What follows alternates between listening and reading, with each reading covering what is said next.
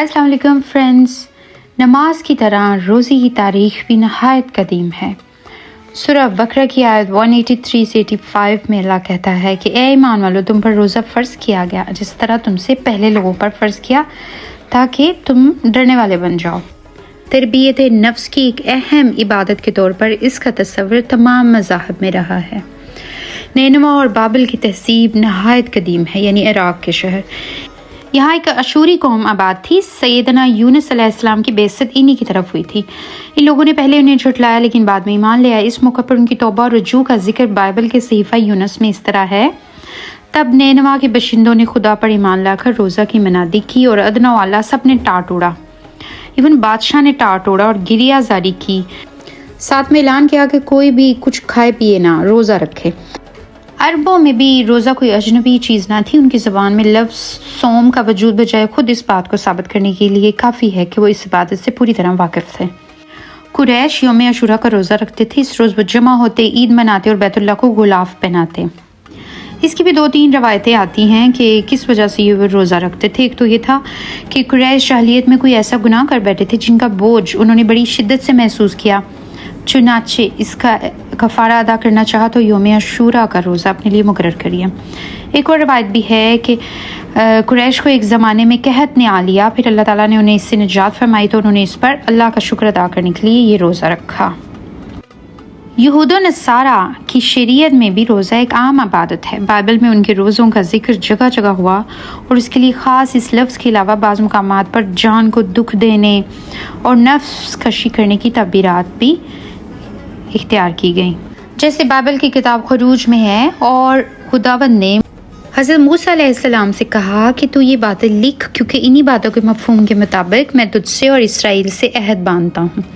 سو وہ 40 دن اور 40 رات وہیں خداوند کے پاس رہا اور نہ روٹی کھائی نہ پانی پیا، اور اس نے ان لوحوں پر اس عہد کی بات کو، یعنی 10 احکام کو لکھا۔ بائبل کی ایک اور کتاب متی میں ہے: اور جب تم روزہ رکھو تو ریاکاروں کی طرح اپنی صورت اداس نہ بناؤ، کیونکہ وہ اپنا منہ بگاڑتے ہیں تاکہ لوگ ان کو روزہ دار جانے۔ میں تم سے سچ کہتا ہوں کہ اپنا اجر پا چکا وہ۔ بلکہ جب تو روزہ رکھے تو اپنے سر میں تیل ڈال اور منہ دھو، تاکہ آدمی نہیں بلکہ تیرا باپ جو پوشیدگی میں ہے، یعنی اللہ تعالیٰ، تجھے روزہ دار جانے۔ اس صورت میں تیرا باپ جو پوشیدگی میں ہے دیکھتا ہے، تجھے بدلا دے گا۔ یہ روزے کی تاریخ اس سے واضح ہے کہ نماز اور زکوٰۃ کی طرح روزہ بھی قرآن کے مخاطبین کے لیے کوئی اجنبی چیز نہیں تھی۔ اسی لیے اللہ تعالیٰ فرماتا ہے کہ روزہ رکھو جس طرح تم سے پہلے لوگ رکھتے رہے۔ روزے کا مقصد کیا ہے؟ روزے کا مقصد قرآن مجید میں سورہ بقرہ میں ان آیات میں آیا ہے کہ لوگ اللہ سے ڈرنے والے بن جائیں، یعنی لعلکم تتقون کے الفاظ آئے ہیں، یعنی تمہارے اندر تقویٰ پیدا ہو۔ تقویٰ کیا ہے؟ انسان اپنی شب و روز کو اللہ تعالیٰ کی مقرر کردہ حدود کے اندر رکھ کر زندگی بسر کرے، اپنے دل کی گہرائیوں میں اس بات سے ڈرتا رہے کہ اس نے اگر کبھی ان حدود کو توڑا تو اس کی پاداش سے اللہ کے سوا کوئی اس کو بچانے والا نہیں۔ روزے سے یہ تقویٰ کس طرح پیدا ہوتا ہے؟ اس کو سمجھنے کے لیے 3 باتیں سمجھنی چاہیے۔ پہلی یہ کہ روزہ اس احساس کو آدمی کے ذہن میں بیدار کرتا ہے کہ وہ اللہ کا بندہ ہے۔ نفس کے چند بنیادی مطالبات پر حرمت کا کفل لگتے ہی یہ احساس بندگی پیدا ہونا شروع ہوتا ہے اور پھر بتدریج بڑھتا چلا جاتا ہے، یہاں تک کہ روزہ کھولنے کے وقت تک یہ اس کے پورے وجود کا احاطہ کر لیتا ہے۔ فجر سے مغرب تک کھانے کا ایک نوالہ اور پانی کا ایک قطرہ بھی روزے دار کے خلق سے نہیں گزرتا، اور وہ ان چیزوں کے لیے نفس کے ہر مطالبے کو محض اپنے پروردگار کے حکم کی تعمیل میں پورا کرنے سے انکار کر دیتا ہے۔ جب روزے کا عمل بار بار دہرایا جاتا ہے نا، تو یہ حقیقت انسان کے اندر کھلتی ہے کہ وہ اللہ کا بندہ ہے، اس کا ایک پروردگار ہے۔ نمبر 2، روزہ اس احساس کو بھی دل میں اجاگر کرتا ہے کہ آدمی کو ایک دن اپنے پروردگار کے حضور میں جواب دہی کے لیے پیش ہونا ہے۔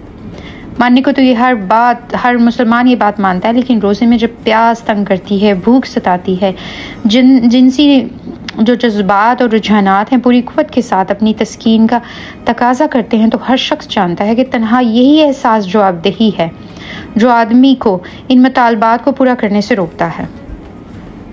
انسان پورا مہینہ ان مطالبات کو روکتا ہے اپنی خواہشوں کے، تو کیونکہ اسے احساس ہے کہ اس نے ایک دن اپنے مالک کو منہ دکھانا ہے۔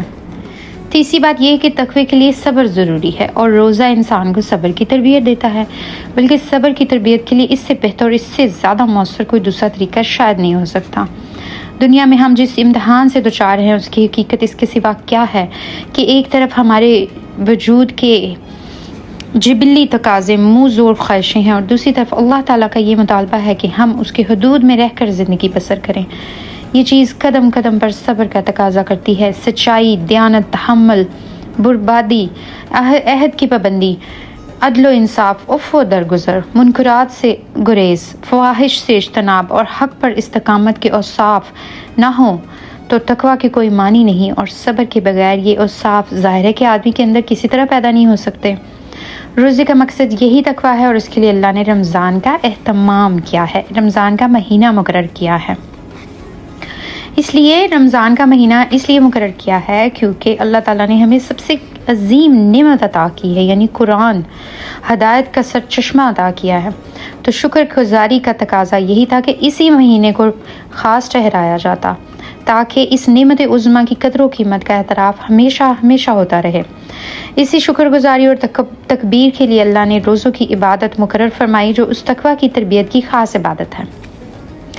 اللہ تعالیٰ اس رمضان میں ہمیں روزے کی روح کو اصل میں سمجھنے کی توفیق عطا فرمائے۔ ہم خود بھی روزے رکھیں، اپنے بچوں کو بھی روزے رکھوائیں، اور ان کو سمجھائیں کہ روزہ ہے کیا۔ جب ہم بچوں کو سمجھائیں گے کہ روزہ کیا ہے تو خود سے ان کا دل کرے گا۔ جبر پابندیاں کوئی بھی برداشت نہیں کرتا، پیار محبت سے ہم نے خود بھی یہ کام کرنا ہے، اپنے بچوں کو بھی کروانا ہے، تو انشاءاللہ ایک بڑی روح پرور منظر ہوگا پورے رمضان میں، اور جو روزے کا مقصد ہے یعنی تقویٰ حاصل کرنا، وہ بھی انشاءاللہ ہم حاصل کر سکیں گے۔ اللہ تعالیٰ ہمیں اس پر عمل کرنے کی توفیق عطا فرمائے، اور ہمارے اچھے سے روزے ہوں، اور اس کے بعد اللہ تعالیٰ ہمارے سارے گناہوں کو معاف فرما دے۔ آمین۔